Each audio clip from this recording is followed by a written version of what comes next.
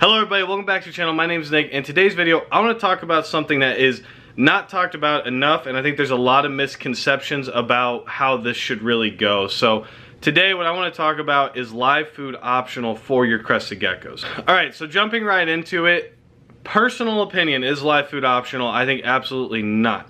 Live food is a huge part of these guys' diet in the wild, and if you just think about it, it makes sense. We feed them, I feed Pangea, okay, which is essentially supposed to mimic a rotten fruit diet, correct? I mean, that's pretty much what it is. Here's your rotten fruit, go eat it, because that's what they eat in the wild. Now, it's important to remember that fruit is not rotten all year round. And while New Caledonia's climate is pretty consistent for most of the year, the months where the fruit falls from the trees and rots is the same every year. It doesn't happen all year round, or as consistent all year round is maybe a better way to put that. So, something to think about there is that what are they doing when there's not abundance of rotten fruit on the ground, right? They are eating insects. They are hunting for bugs. You know, anything from, I'm sure in the wild, fruit flies, crickets, roaches, even small rodents such as, you know, mice, you know, things like that, very small ones, they can do that. I'm sure I'm forgetting a ton of other bugs. I'm not familiar with what bugs are in the wild over there in New Caledonia. I'm sure that they have crickets though, because I feel like crickets are everywhere. They don't eat fruit all year round. And if you look at their jaws, they can't bite into, the fruit has to be rotten for them to bite into it. They have zero jaw strength. They cannot bite very hard. I mean, if you've been bit by a crested gecko, you know that it is not painful in the slightest. There's a little bit of pressure, but if you think about it, it's not that much, especially compared to a lot of other reptiles out there. But anyway, it will not hurt you. So now that we kind of have taken into account that their wild diet has bugs in it, okay? And now, the next argument's going to be, well, all these diet replacements, that's where they're supposed to be, replacements, they have the proper proteins in them, they have all this, they have all that. Okay, that's fine. I still don't think it's the same as the real thing, but that is okay. I mean, really, if you look at geckos, who even as babies, because we will feed hatchling geckos, we will feed them crickets. Like 3 days old, I will throw crickets in there. Because that's part of their natural diet. It's part of their instinct to hunt, okay? Geckos that don't hunt, it's because they were never offered them, and it takes time for them to come around to it. And honestly too, it's going to take you to offer a lot of different variations because they're now only going to go after something that they really, really like. In my opinion, bugs are 100% not optional. You should do it. Around here, we do it at least once a week, sometimes twice a week, but I really like to do it at least once a week, okay? And we're not talking an insane amount of bugs or simply just transitioning over to a bugs-only diet. Nothing crazy like that, okay? What this really just is offering, if they're smaller, I like to offer about 6 to 12 a week, okay? Total.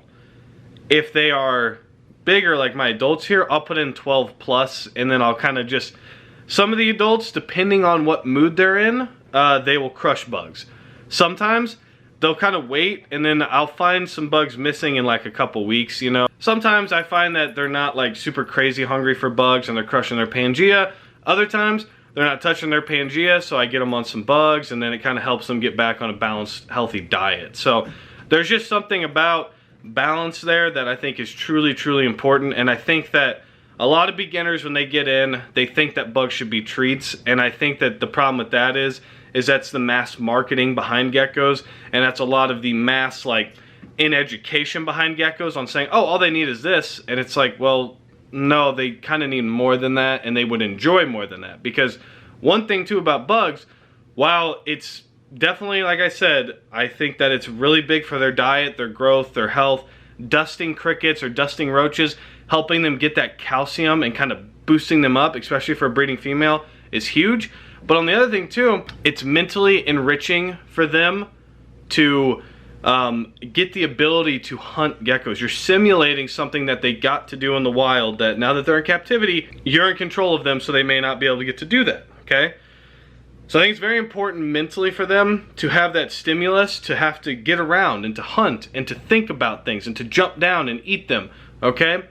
While they're doing that, they're getting physical enrichment. So your geckos are moving around more. They're starting to run around their whole tank. They're starting to figure out places on, oh, if I sit here and I hunt here, then I can jump down here and eat. That's another reason why I don't like to separate to feed, and I will not separate to feed. No healthy crested gecko is going to lose to a cricket. It will not happen. No healthy crested gecko is going to lose to 10 crickets. No healthy crested gecko is going to lose to 12 crickets.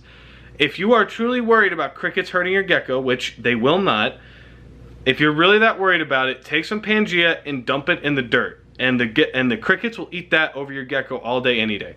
The last thing in the world that they want to do is try to eat a healthy gecko, because they know, historically, like millions of years historically, they lose that battle.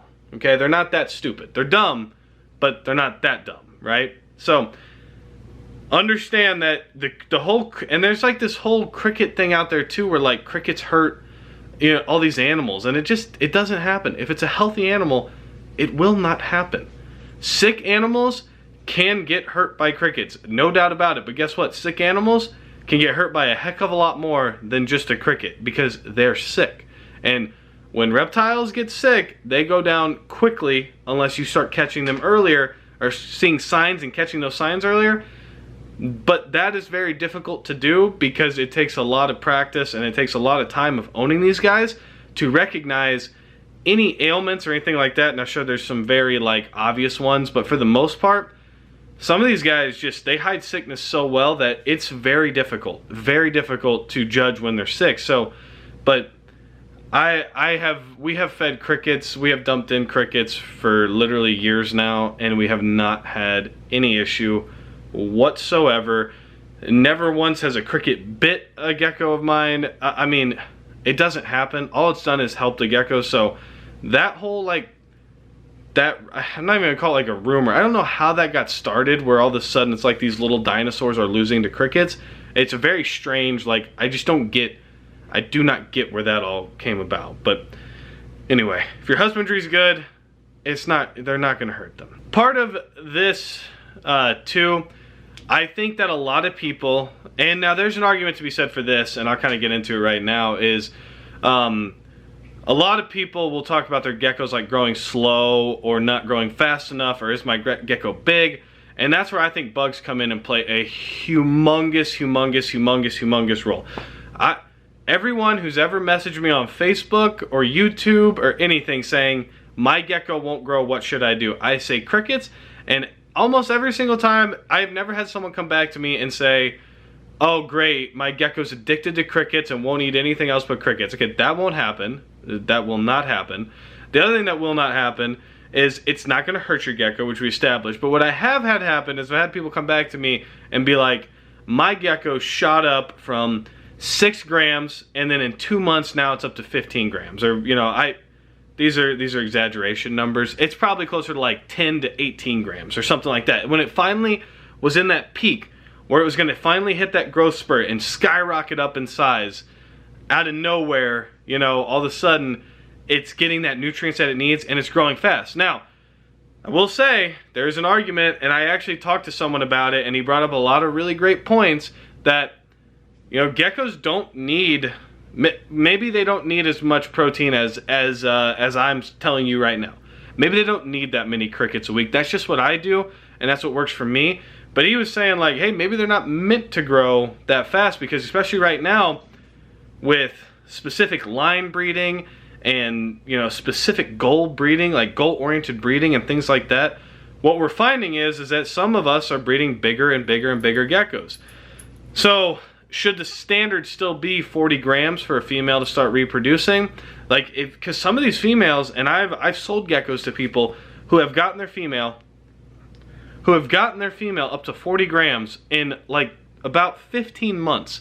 So, and they'll message me and they'll be like, hey, she's up to 40 grams, can I breed her? And I'm doing the math in my head and I'm like, that gecko's only 15, 16, maybe 18 months old. I tell them, I say you should wait, and for this gecko, you should wait till it hits about 45, maybe even 50, because it is growing at such a rate.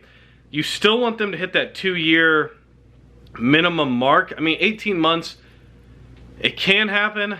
I would not recommend it because I think that you're stunting your gecko's growth by about 6 months.